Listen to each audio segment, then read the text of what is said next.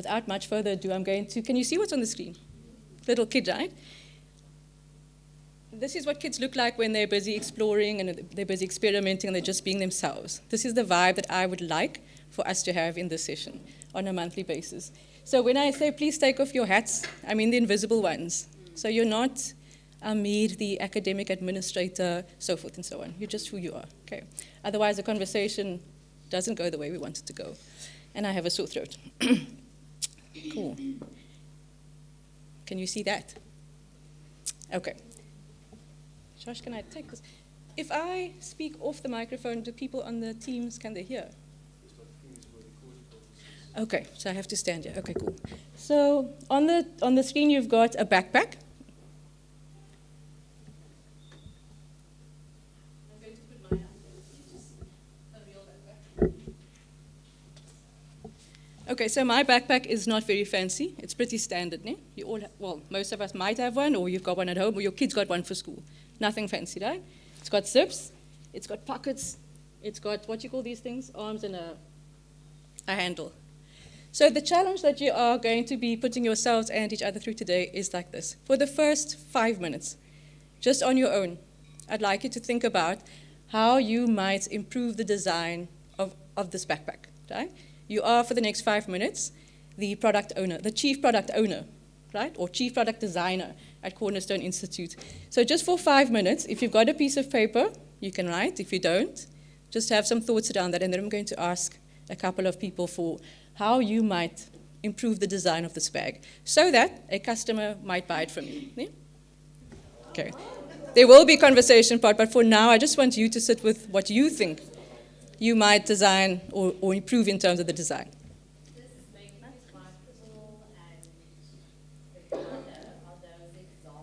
Those are examples, 100%. So this bag has got, like somebody here suggests, would you make it a wipeable bag? Or what does it say there? The color from light to dark, does it make it less susceptible to dirt, that kind of thing? I don't think that those are very great ideas. So we're looking for better ideas, which you've got. So it's a quiet 5 minutes. So the goal is we want people to buy the bag. Yes. What's going to make it more attractive?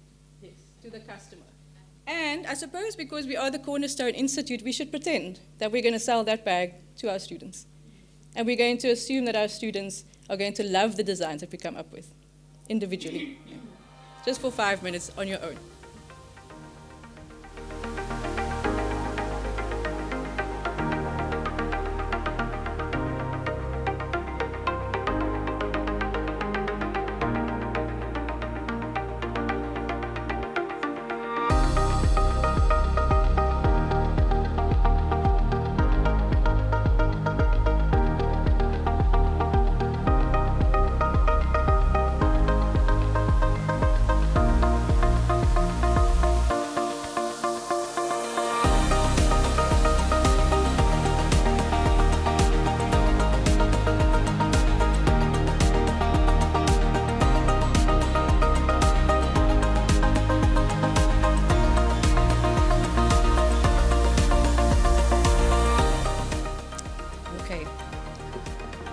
How did that feel?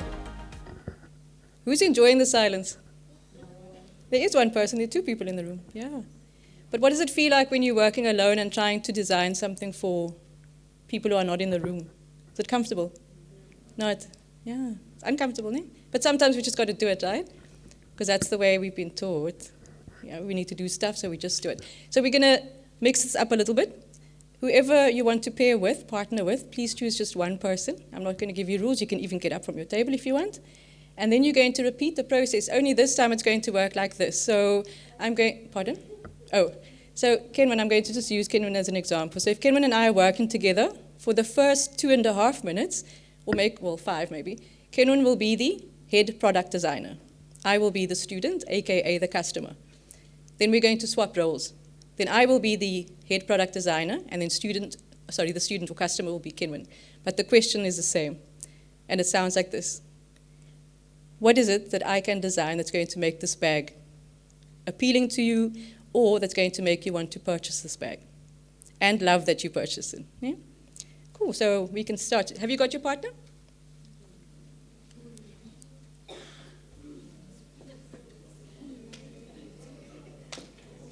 So some tables have got an odd number, but please just feel free to walk around and choose a partner.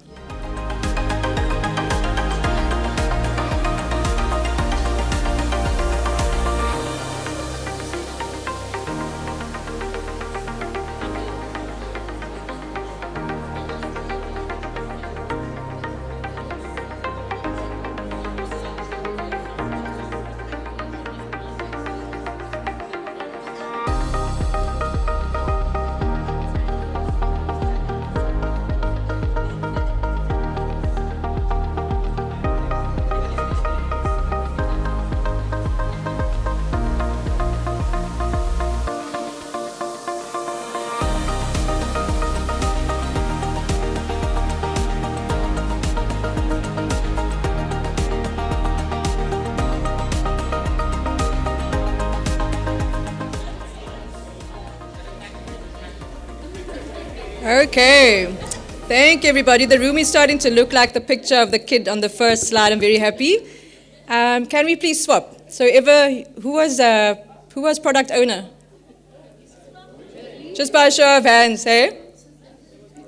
You did it both ways.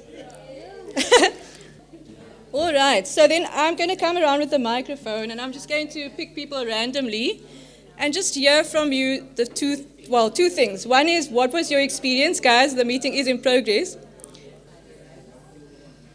Okay. So thank you, everybody, for participating so wholesomely. I'm going to hand the mic to Chandre, sorry. Shante. And then Shante is going to just share a little bit about what it felt like to have a partner to work with. Doesn't matter what her partner's name was or who the partner is, but that there is somebody in the room, somebody in that system, that design thinking system, to help her, right? And then maybe share one feature that you might have had. When you're done, just pass the microphone to somebody in the room. We just like the microphone to go.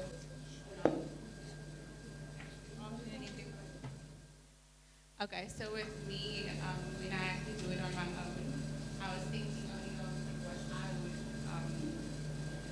want in a bag, not necessarily what someone else would want. And when I did it with a partner, from her perspective, she wanted something plain, whereas I would have wanted something like very out of the box, graphics, quotes, things like that to attract you. So your opinion obviously isn't always the most. Sorry. So that's what I've learned, that not everyone wants it like a bright color, maybe some people want it neutral. So that was one of the things that we would want to change of the bag, as well as I looked at the security of the bag. So I was thinking that something with a mini lock or something like that. So it's difficult for someone to scratch in your bag when you traveling. That's one of the features. And then also a pocket for like rings or whatever.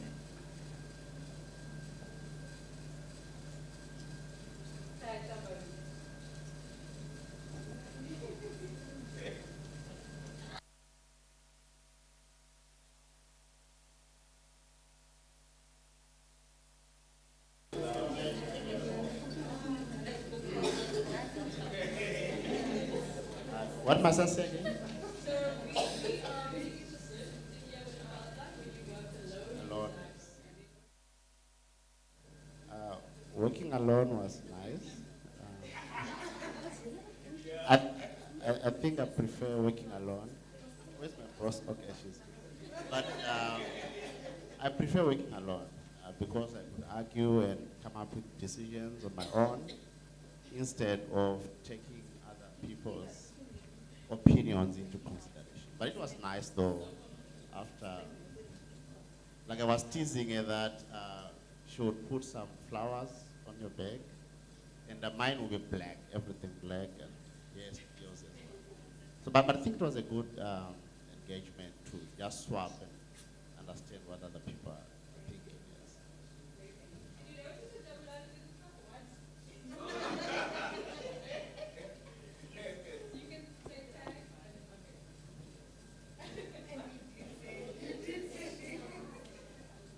good day, colleagues. Working alone for me, um, it was great, but working with other people cleared my mind and opened my mind into getting other ideas and yeah.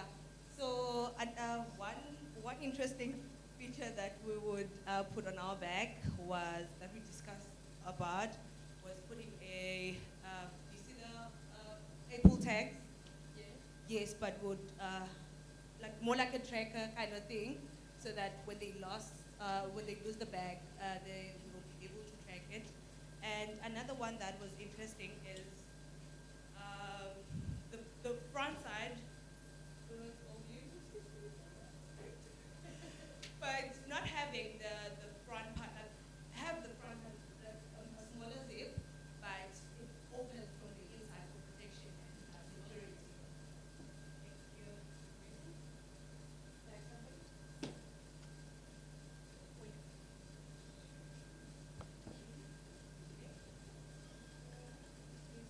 One of the interns, okay.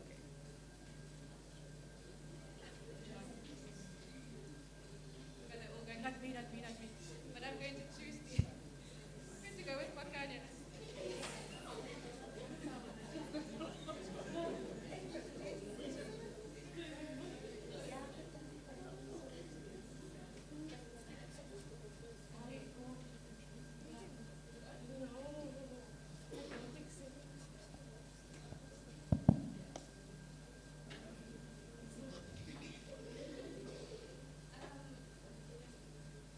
Working alone for me was a bit hard.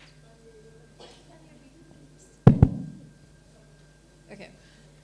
Working alone for me was a bit hard. I couldn't really process what creativity I would come up with, but it was easier when I was working with her. So one feature that we thought of was adding wheels to the bag. So it's something that has been there, like there are bags with wheels, but we would add wheels, mainly because you don't want to always carry your luggage or your bag on your back. So yeah, adding wheels was our idea.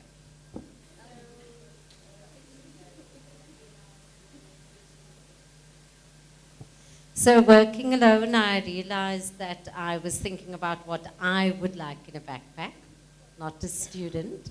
Fortunately, my student was on the same page as I was. We thought about a sleek design. We also thought about security. So we thought about the zips being more hidden with a flap over it. We also thought about waterproofing.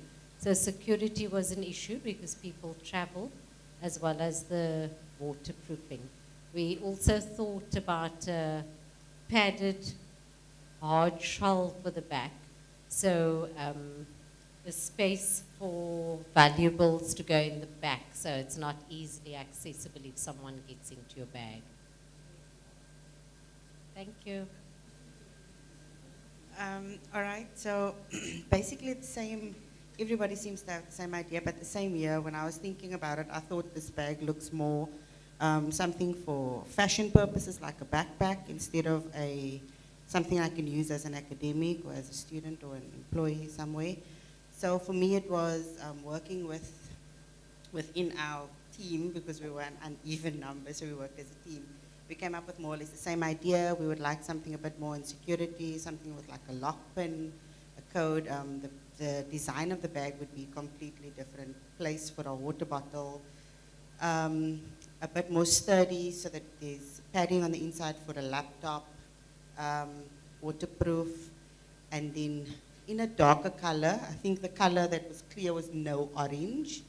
So they really wanted the bag just plain black. Yeah, the straps doesn't look sturdy enough, neither does the lock. So working within the team, the whole picture kind of came into focus, whereas working with yourself, you are more kind of self-orientated in terms of thinking. Yeah. Do I choose?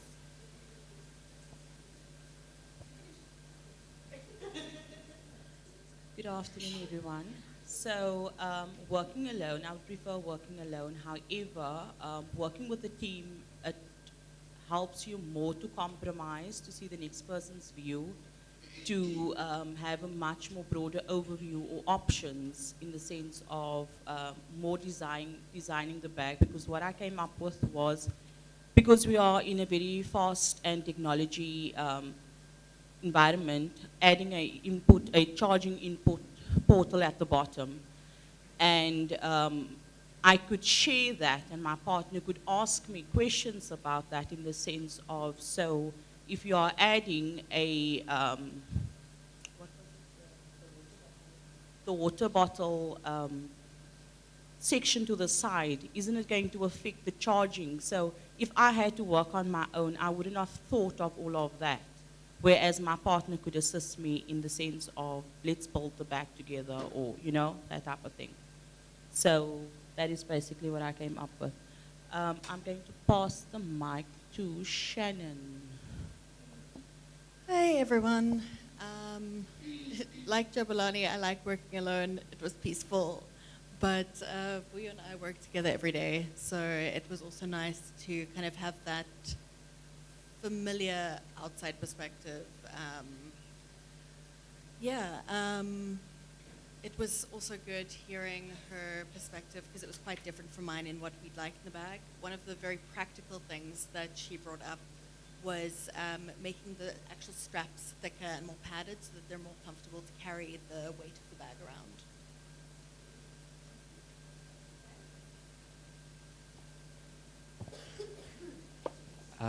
I think for me, working alone, also I kind of enjoyed it, but you realize that you hit a limit to your creativity, so you can't actually think beyond kind of what you think of. Whereas when you join in with someone else, then suddenly your ideas double, and then it's a lot more easy to bounce off each other, whereas by yourself, it's a lot harder to do that. So I found that really helpful. And then one of our designs would have been just a stronger material, so it can last as long as possible. Because often you have bags that just start falling apart after a few months. So we thought a nice solid material would be great. Hi, my name is Zina. It was much easier to work with someone than working with yourself because just more ideas come with that. Our ideas for the backpack was to take off some of the straps as it's a bit too much and then change the color to a much darker color so that it's not as visible or easy to see.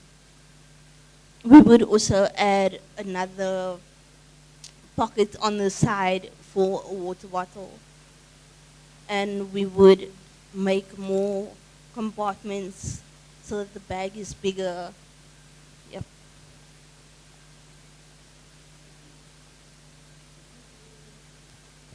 Okay, so I'm going to ask Jabulani, because you mentioned something. I won't give you the mic again, don't worry. Just, you mentioned something very interesting because you pointed to Tay. I'm going to get that right. Tay. And you said, I thought she'd like flowers. And that was a really beautiful, almost want to say analogy, yeah, of what we do every day. In business, you must make decisions every day, all day. The way we do it, and the way most people do it, is we don't do it like this, right? I mean, how many times do we speak to our students in this kind of a setting? I cannot speak for SDSS, but I'm speaking about the business side, not the students' emotional well-being and academic support. I'm speaking about the stuff that we think that the student would like. How often do you see this happen? You can put up your hand, and you can show me a number on your hand if you recall the last time we did this with the student. You can just chuck your hands in the air. If you've seen us doing this with students in the past, something similar to this. Okay. So it is a fair assessment. So I've just made an assumption, right? When I arrived this morning, I figured, we've never done this before. I didn't ask. In fact, I did, but I asked 2 years ago. And then I found myself on the side of all the technological improvements, and so it would be wrong for me to assume that we didn't speak to students, because I'm not part of the core group. But my point is, in business, you make a lot of assumptions every day, because you kind of have to, but you can be better at it. Okay, if you made it part of or the way that you are, the way that you exist as a business, and the way you do business, if you did this regularly, your work is going to be a lot simpler, a lot faster, and a lot more enjoyable. Because two people mentioned it, maybe more than one person. When you're sitting and you're engaging and you're asking your actual customer very real questions, the ideas that you got were not bad, but they were doubled. And they were improved when you guys started speaking to each other, right? So I suppose what I'm saying is every organization that you see out there that is a great brand. Cornerstone is not a great brand, please hear me nicely. I'm saying great brand for, they're always on the cutting edge. They're the ones that are always there first, kind of thing. First to market is very important, but not the only important thing when we're designing products and services. First to market is not always the right thing. But in a world where we're currently living in, very fast pace of change, you have to, if you're not going to be first to market, you must be there second. Okay. You can't compete on everything, but you certainly can compete on agility if you are the Cornerstone Institute, because we're small. And we have X amount of students, and they're all, in some way, shape, or form, accessible to us. Yeah? Cool. So, I have in my hand part 2 of this exercise. So at each table, I'm just going to give this table. Okay. In my hand, I have a couple of questions that we would call market validation. So market validation is really the practice of asking your customer the questions as opposed to asking your leadership team or your marketing team or your design team, so on and so forth. Those people are important because they implement this, right? But they're not necessarily having to be the people who come up with everything sort of on their own. I didn't choose the questions for each table, but I am going to ask our interns to please join a table. And the intern is going to be your customer. Doesn't matter that our interns are from CPUT. It only matters that they are students, right? Current students. If you want, and if it's helpful, you can pretend that they are Cornerstone students. Just one intern per table.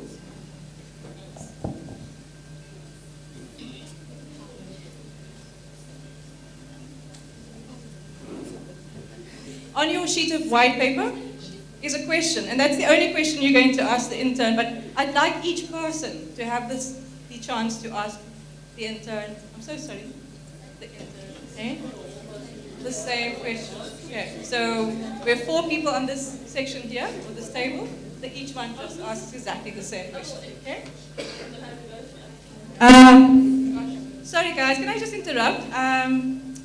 Do we have a Cornerstone staff member who's also a student? Thank you. Can we borrow you? Join this table as the student. Yeah, man. They are long. Okay. So does everyone have an intern or a student?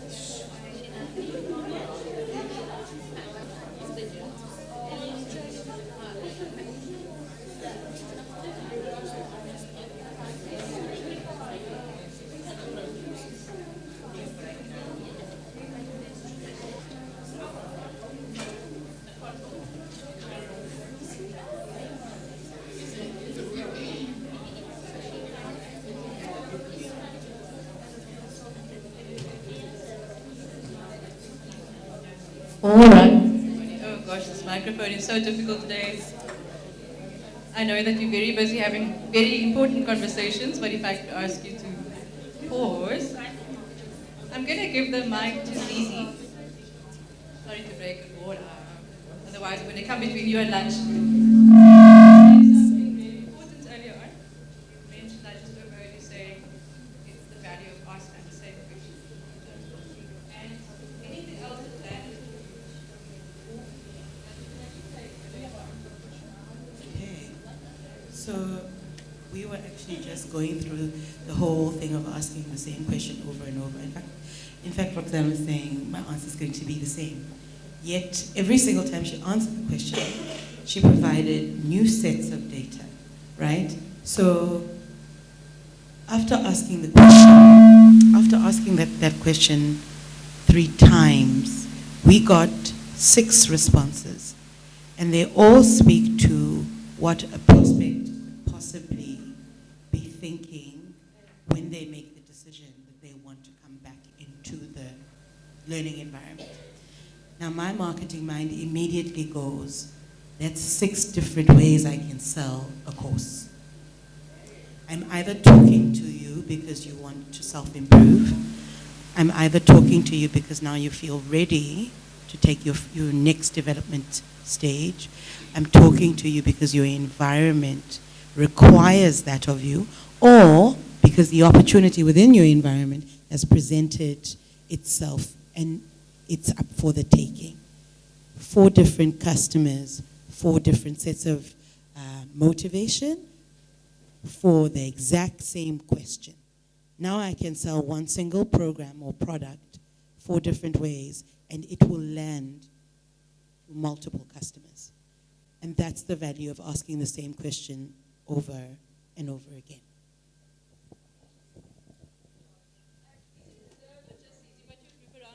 Because really that's stuff that you pay a lot of money for, yes? If you were to call somebody in and ask them to facilitate a design thinking session, a lot of money, right?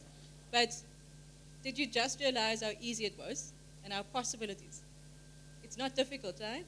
It's just like we do for everything else. Maybe find a good date, find a decent venue, and have a list of questions that are important for you to get the answers to. Cezeto, I'm just going to pick on you and ask you the same. I think I'll echo what Zizi said, where even though we were asking the same questions, there were different answers. And also, because we had this one question on the paper and the rest of the paper was blank, we were also able to ask ourselves the same question, just to also interrogate ourselves how we would answer that question, and that brought out more ideas from each one of us.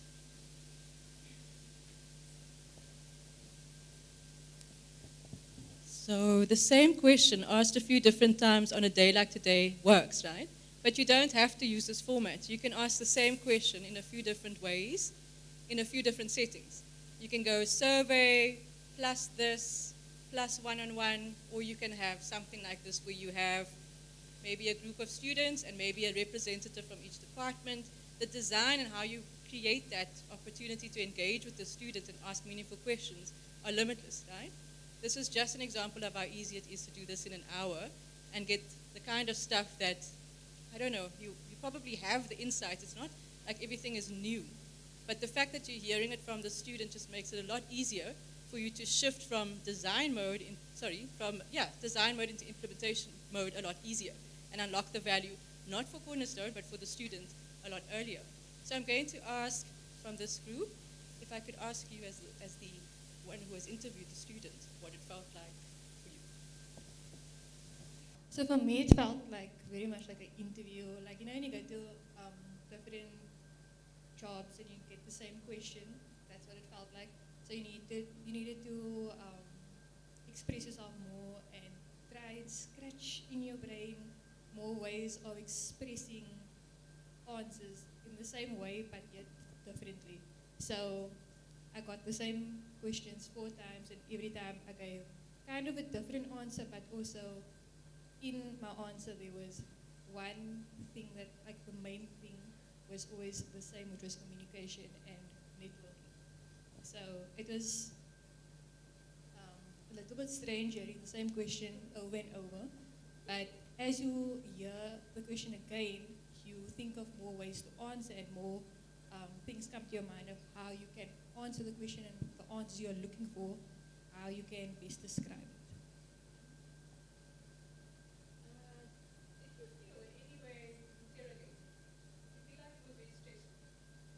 I don't think it was stressful, but it did feel like an interrogation. But with my group, like, it made it more comfortable for me to answer.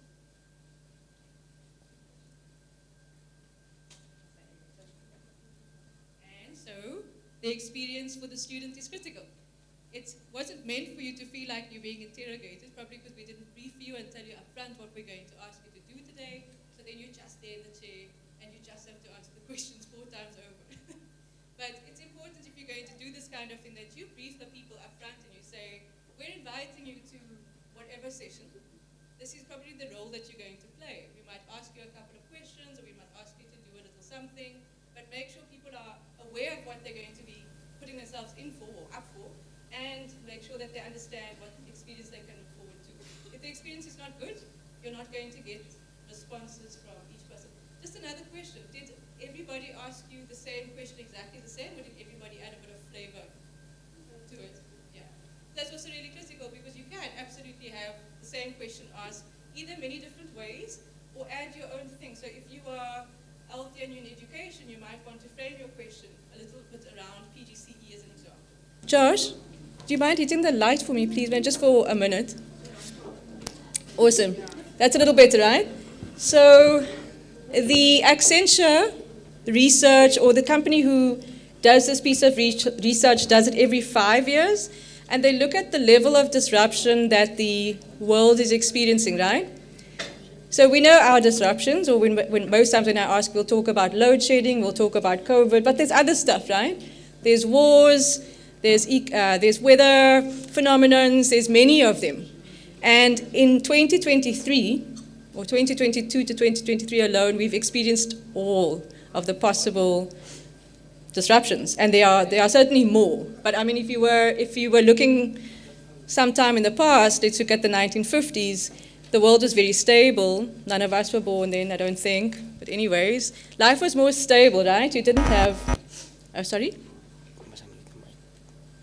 Oh, shame. Okay, so I forget to press the unmute button. So I'm just going to repeat that for everybody that's on the live, on the Teams call. We're just busy discussing, or we're about to discuss, disruption, what it means in our context. Okay, it's happening in the world, it's happening outside us, so most of us might think that these disruptions, we mentioned some of them, COVID, load shedding, wars, so forth and so on, they do happen externally. And we do sometimes get the sense that it's so far away that it doesn't really impact us, right?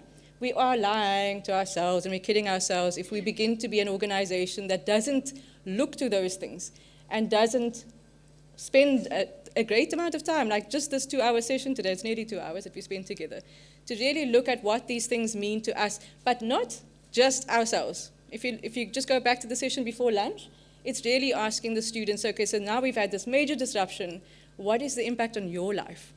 Because that's also really important for us as an organization, right? We know what it means for us as a business, but we don't have face-to-face contact with our students every day, so it's important to ask them as well when these things occur. So research, so between 2011 and 2016, it was only 4% in terms of increase, in terms of the level of disruption, the level of uncertainty, and the level of that sense of being uncomfortable. 4%. Doesn't sound like a lot, right? Any guesses for what you might think has come up in the research of late for the 5-year period 2017 to 2022? You have the answer. There's no right, well, it's research, so there's a right answer, but I'd just like to get a sense from the room. What percentage do you think might apply to the 5-year period 2017 to 2022?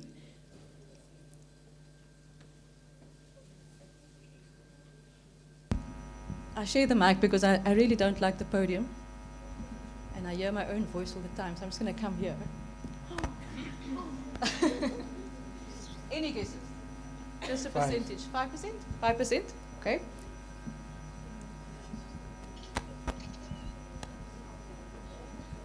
Jackie, because Jackie's not eating. Any guesses?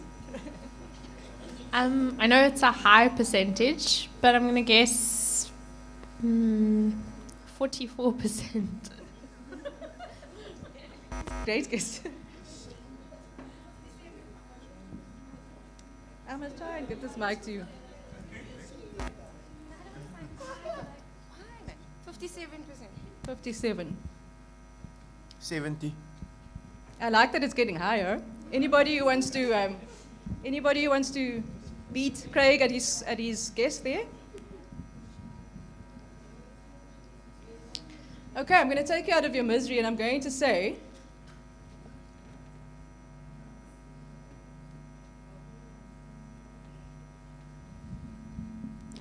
I'm not going to say, I'm going to show.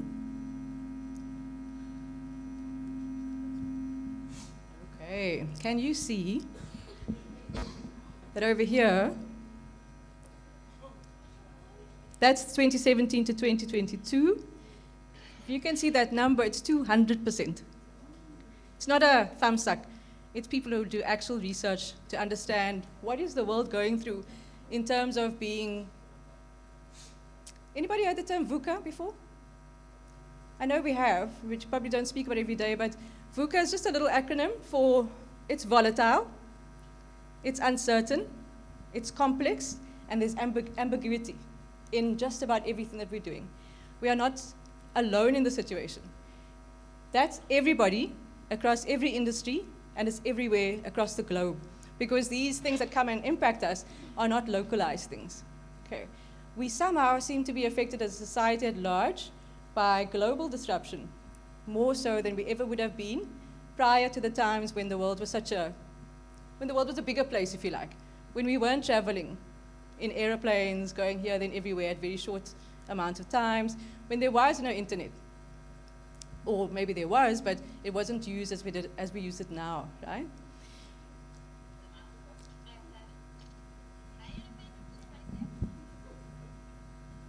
We just put it on mute.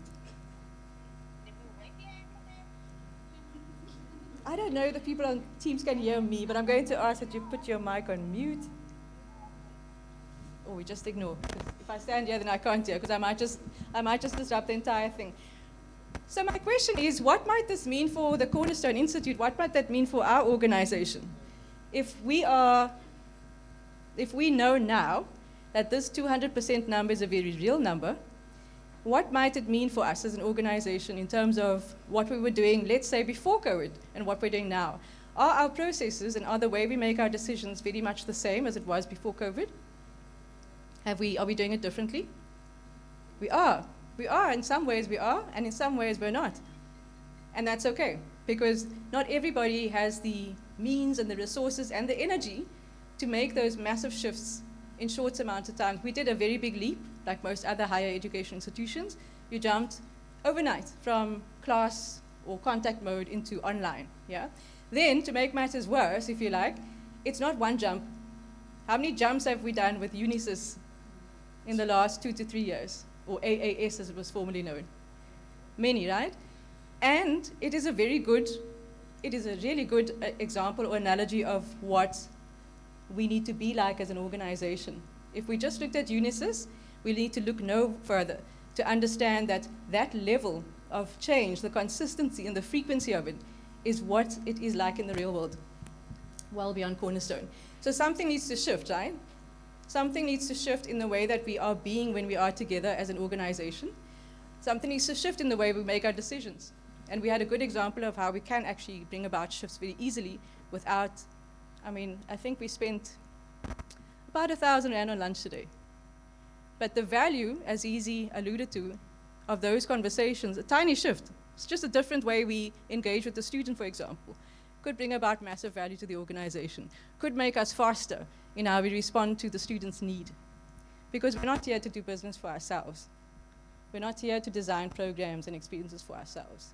We would like to benefit from them, and the way we benefit from them as staff or as employees is that feeling of everything feels like it's under control. Or at least most of what we're doing. Because it's possible. In all of that disruption, the only way that we're going to be really comfortable is when we have learned to adapt ourselves and the way that we are to that speed. And I don't know if you think it's possible, but it really is, yeah? Cool. Oh, yeah, no, I'm going to fall over here.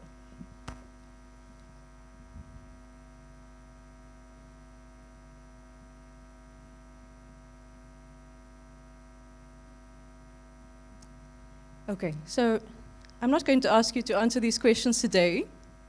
I haven't figured out how I'm going to ask you the questions and when I'm going to ask you the questions, but these are certainly questions that we must ask each other. Yeah, we must ask each other, not just as a leadership team, but the entire organization. As we're not today the entire organization, but we're a good mixed bag of all departments. Yeah? I think just, yeah, everybody is here to some extent.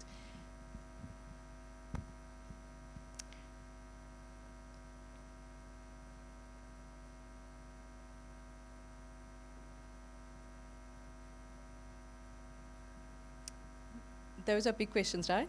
I mean, if I did ask you to spend some time, do you think you'd be able to come up with an answer today? Do you think it's necessary, though, to answer the questions? Because if you say that it is, then what we go and design these opportunities for us to gather in this way. Maybe it won't be called a staff meeting experience, maybe we call something else, but we do have to have the conversations, yeah. And I'm going to also ask at some point that it's not just Adelia and one or two other people designing these conversations, but that we draw on the unique experiences and the unique strengths of each individual or otherwise each department. Because even that, if we just a small thing, in other words, when it's grading, or let's use a recent example, if it's something that's new on AAS or Unisys, we have a core group at Cornerstone. Well, I call it the core group. Maybe the core group doesn't call themselves the core group. But there's a set number of people that gather, and they'll speak about what's coming, you know, what's going to be designed, what's the new feature that we're going to release in the system or in the technology. Not a bad start, but certainly can improve by 200%, if you like, if you just added more people in that conversation up at the very beginning. So, for example, if SDSS is not in your conversation right up front about what feature you might want to design, it's not that you're doing it wrong, it's that you can do it better. If you're talking about grades, and what's the other stuff you speak about, grade books, and again, if the student or a student representative is not in that space, or a help desk coordinator is not in that space, or finance is not in that space, then we're delaying the process for ourselves. We'll still have it, we'll still make it happen, but it will take a little longer. Unnecessarily long. Okay, how are we doing for time? Please. It's 22. 22. Are you moeg now? Huh? Shannon has called it a day. She says she's moeg. Okay, so I'm going to take your lead, and I'm just going to, at this point, say thank you very, very much. I do hope that there was lots of lessons from today. I do hope that you will go back into your homogeneous spaces, if you like, and speak to each other. Because maybe I will come back and I'll ask each team how you might fit what you discovered today, what you experienced today, into the way that you do your work, yeah? And the way that you do your operations and stuff like this. Mind you, I just want to share something because it's really funny. Well, for me anyway. Do you like the layout of the room today? What did you notice when you walked in? Who walked in first? I know I saw Nariman up front. Craig was your first. What was your first? You can nod. Unacceptable. Unacceptable. Eh? Doesn't look right. Why? Okay. Do you know, and what you experienced when you walked in here was that nothing's the same. Last time you walked in the room, was the room looking like this? No. Were you expecting that the room would look the same like the last time? Yes. Okay, so here's a promise from the HR department. You should never expect things to be the same. That's the stuff we spoke about, the 200%. If you're expecting things to be the same, then we've got a little bit of work to do. Yeah, a little bit of helping each other understand that we need to make shifts because it's nice and comfortable when things are the same. We know that. We know that it's not, this perpetual living in discomfort is something that I enjoy, but it's not something that everybody else enjoys. But if we each make a little commitment to change just one thing in the way that we do things, then if you imagine these were departments, everybody doing just 1% more, you get a lot more, right? And then I wanted to say, this room is a mistake.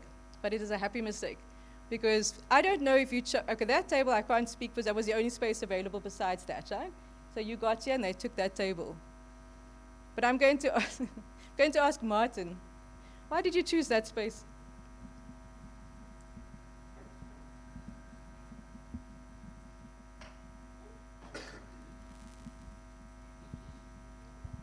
Okay, thanks. Well, when I came in, I looked around and it was obviously very different. And I first thought, yo, it's a big group. So I said that if it's such a big group, then I will try to be in the middle of the group. So some people will be there, others will be there, so I will be in the middle. And also, apart from that, also how it was, this structure for me was nice because it feels like it's type of, I could see people with me on the table, and also it let me feel like it's a nice business type of feeling that it gave me. Yeah, so I said I will sit here. And then I'm going to ask Carmelita, why did you choose this table, or this shape, this design? I love sitting in front. I like the circle because everybody can see each other. Okay, so what happened today was, well, a couple of days ago, I sent an email and I said, on one diagram you had what you're seeing, or the spaces that you're sitting at. So these are cabaret-style seats, the ones that Carmelita likes. That's the very obvious U shape. Here we have, I suppose, a classroom lecture-style space. Over there where our interns are at, that's the boardroom style. And then that, of course, is auditorium. So the funny part is that our facilities team to just do the one, which is this one. But they looked at the diagram and they made sure everything is set up exactly as it is on the diagram. So my question is that excellence or is that a mistake? Yeah, it's excellence, yeah? I could say, Shahida, you didn't read the email properly. What would be the point of that, right? It's not that you didn't read it properly. We all read stuff like that. We want things to be done properly, so we read it. Sometimes we're reading too fast, but that's just the pace. It's the pace that we're carrying, right? So my point is, if you're going to make mistakes, because you are going to, not to die about them, yeah? Just make it work. So it was very interesting when most people came in, had to choose a space, didn't understand what was going on, actually asked, what's going on here? And they themselves said it would be really interesting to see who chooses which table. So I don't know what that says about your personality. Says something, I don't know. Okay, so that's really the end of the show today. I hope that you enjoyed it. We'll see you back next month, with something different. And here's the thing, I don't even know what you're going to get next month. So what I do is I just listen to what's going on, what's the flavor, what's difficult, what are we excited about, and what can we learn from, and I take it from there. So if anybody wants to co-design or design with me, you're very welcome. There's value in that. It's the very same principle of me asking, or you doing the backpack exercise. So I'm designing for you on the assumption that you need to know these things, or you want to know this stuff. And that's kind of I think we got lucky today, hey? That it was kind of meaningful and you can actually use it. But yeah, see you back next week, not next week, I keep saying that, a month from now. And I'm sorry that I don't know the date of the next one. I'm still getting to learn the Google Calendar. Claudia is very helpful, thank you Claudia, with when there's stuff on the calendar, so you'll hear from me pretty shortly. Just one last slide. That's the whole reason I'm talking so much, is has everybody seen the staff portal? There. You have? Or you haven't? Just put your hand up if you haven't seen the staff portal. Everybody's seen it? That's amazing. Okay. Tilani's going to be very happy, and Paula as well. So, what's going on? Anyway, the staff portal carries the promise that I made at the last staff meeting experience. I said that what you would normally get from, let's say, your senior management team at the staff meetings and the way they were is now packaged in a single document.